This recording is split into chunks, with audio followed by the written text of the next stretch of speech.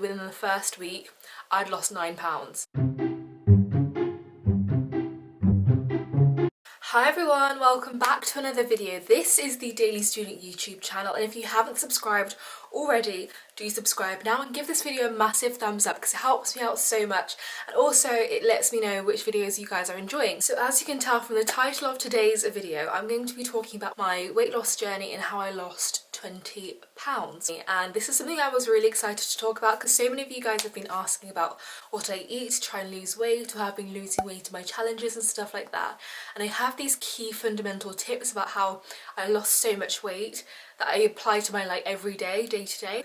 I want to share those with you guys, how I lost weight, the tips and tricks of the fundamentals that I really cracked down on weight loss that I found work better than anything else, and B, how I maintained it. So I want to just go through those topics, and if it helps anyone, or if you guys just want to watch. So when I started my weight loss journey, I went from this to this. Now for me it was a huge difference because I really, I've always been this, and going to the bigger weight was really difficult for me, really hard for me, and it's something that it was just weighing me down quite literally. But so all in all, it ended up being about a month and a half to just under 2 months for me to lose all the weight. So the reason why I kind of wanted to start losing weight is because I'd got to a place where I just wasn't happy with how much I was eating, how much I was consuming.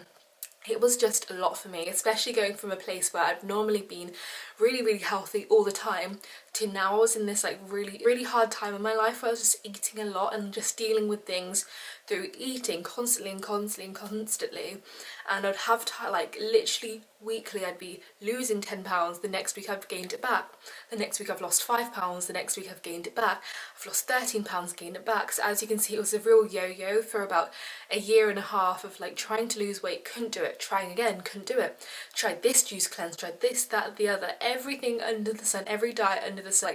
You'd be surprised how many diets there are out there.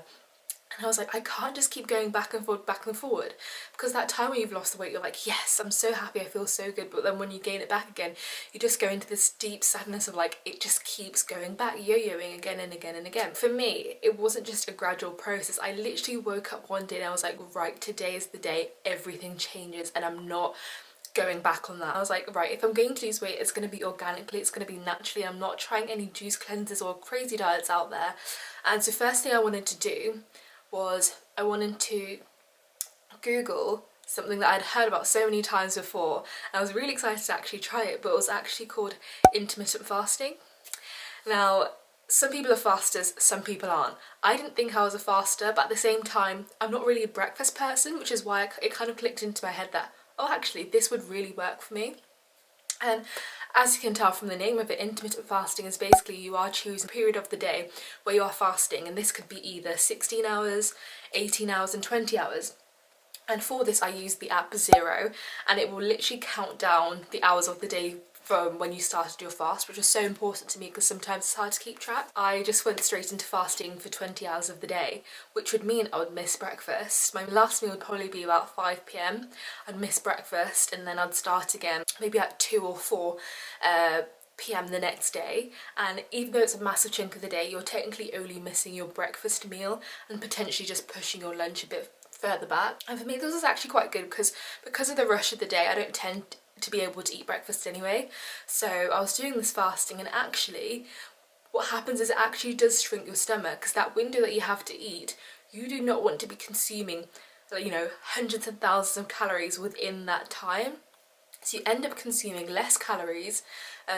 By day 3 you get so used to having that fasting routine, and the only things that kind of make the fasting difficult is, for example, if you have a lunch that you have to go to, or whatever you might do in your day-to-day. But for me, I think it was more around Christmas times and stuff like that, where you'd have to have the Christmas breakfasts, Christmas lunches, different things like that. But other than that, fasting I found was one of the most effective things that I've ever used for that. And just to put it into perspective, when I started fasting, I think I started this on a Sunday when I first started losing weight, because it normally does end up being Sundays, because I'm like, okay, let me have the weekend, and then by Monday I'm in focus. But I remember I started it Sunday night, and literally within the first week I'd lost 9 pounds. I've never lost 9 pounds in an entire week, But the thing is, because also fasting, what it does is it really reduces your water weight straight away, and it's apparently like it burns your fat 2 times faster. Don't quote me on that, do Google that, but it burns a lot more fat because the right amount of food that it has in your stomach. So when you're eating, you're eating less, so it's holding less food in your stomach, but also it has longer to burn more of that, if that makes sense. So you're allowing it more time to burn that piece that was in there.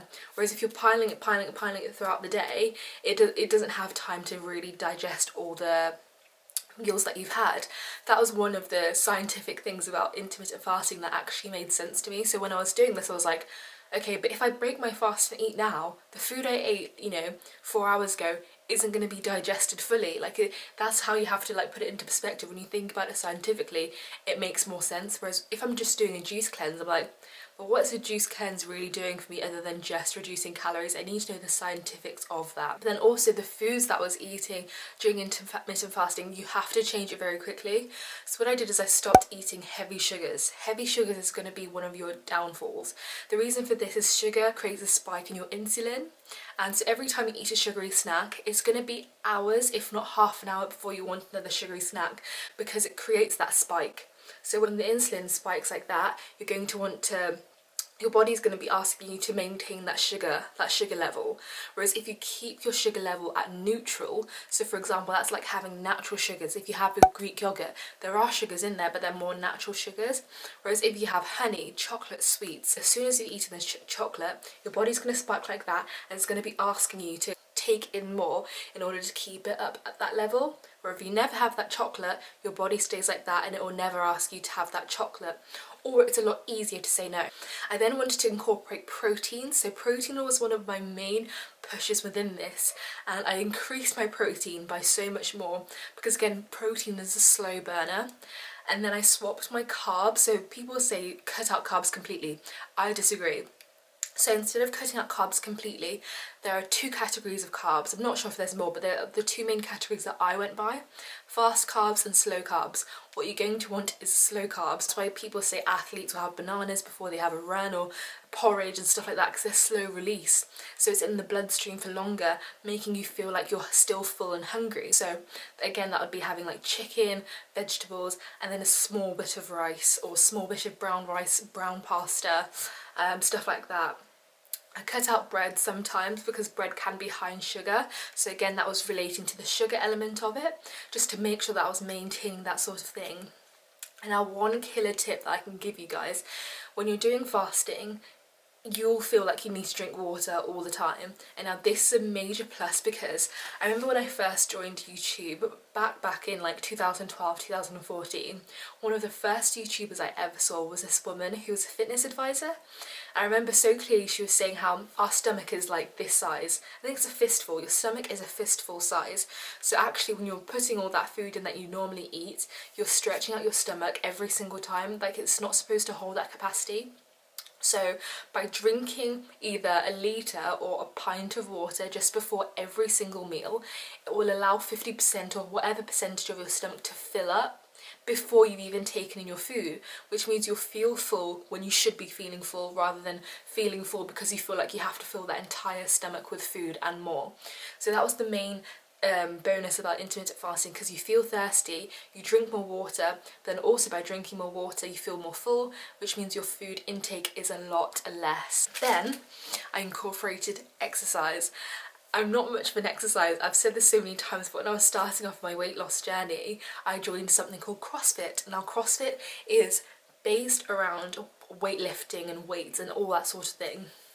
So I didn't really do much cardio, it was more weightlifting, and I found this a lot better because for me, just running continuously on a treadmill or anything like that, I see a lot slower results. So for anyone who wants to lose weight, muscle training is going to be your best bet, because a lot of women or men or whoever have the misconception that, oh, I don't want to weight lift because I'm gonna end up looking very bulky and big.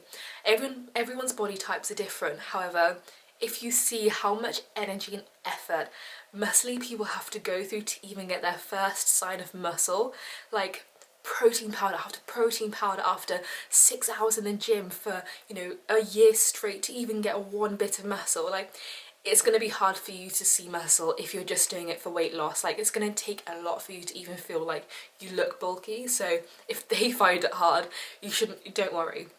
Obviously, again, everyone's body types are different, so if you see, like, you feel like you are becoming really muscly, like, maybe you're not, but also maybe your body type's just different and carries muscle different. But no, I started weightlifting and weight training, and I was doing this for about a year, and I didn't see like I was getting very muscly, but I shredded down so much. And the thing is with weightlifting, guys, well, losing weight is one thing, but if you want to look defined, you're not going to get that anywhere else. Like, you can lose weight, but you're going to lose, like, if your body's like this, you're going to lose weight and go like that, which is how my body is. But the weight training is what sculpts your body. So, you know, it takes off the hip fat, it takes off the side fat, it takes off the arm fat. It literally trims everything down. Your legs will shrink. Weightlifting will make your body shrink 10 times differently to what just normal weight loss could ever give you. So about week 2, I'd probably lost a further 6 pounds. So all in all, it ended up being about a month and a half to just under 2 months for me to lose all the weight. There was a lot of protein, veg and slow carbs. I mean, if you Google on Pinterest or Instagram,